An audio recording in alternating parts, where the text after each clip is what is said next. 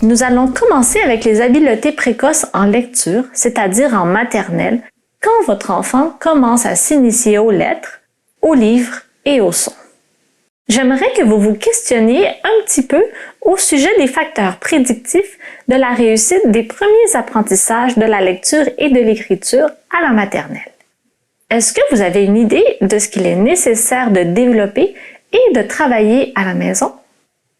À quoi devez-vous porter votre attention pour être sûr que votre enfant ne développe pas de difficultés à plus long terme? Donc, nous avons toute la question du livre en tant que tel. Je prends ici le livre « Coup de pouce au roi grenouille ». C'est un livre que je peux lire à mon enfant. Déjà, il faut que l'enfant apprenne à tenir le livre. Est-ce qu'il le lit à l'envers, à l'endroit? Est-ce que vous suivez avec votre main le texte que vous lisez pour que l'enfant sache qu'on commence à gauche pour se diriger vers la droite? Est-ce que vous exposez votre enfant aux lettres de l'alphabet? Ici, nous avons un abécédaire qui s'appelle l'abécédaire des super-héros. C'est une très belle façon d'amener les enfants à connaître les lettres. Il en existe plusieurs en album jeunesse que vous pouvez vous procurer en librairie.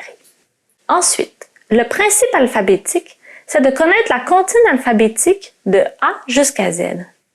Puis, il y a toute la question du vocabulaire. Il faut s'assurer que votre enfant comprenne bien ce que vous lui communiquez dans la vie de tous les jours.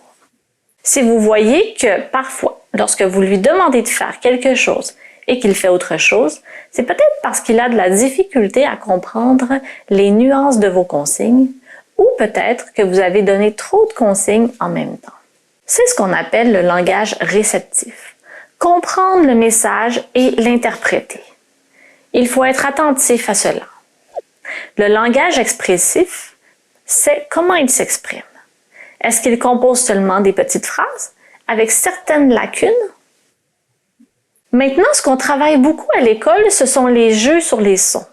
Ces jeux sont extrêmement importants pour le développement de la conscience phonologique. Qu'est-ce que la conscience phonologique? C'est l'aisance à manipuler les mots et les syllabes, à reconnaître des rimes, à produire des rimes, à distinguer les syllabes, à distinguer les mots. Pour nous aider, il existe plusieurs livres de comptines. Ceux-ci nous aideront à travailler les rimes et les jeux de sons et de mots. Donc, à partir d'un mot, il est possible de travailler plusieurs concepts. D'abord, est-ce que je comprends le mot? Est-ce que je le connais? Combien y a-t-il de syllabes, de sons, de lettres, de mots dans ma phrase? Par exemple, dans le mot éléphant, j'ai 3 syllabes. Éléphant. Mais j'ai beaucoup plus de sons. Donc 5 sons.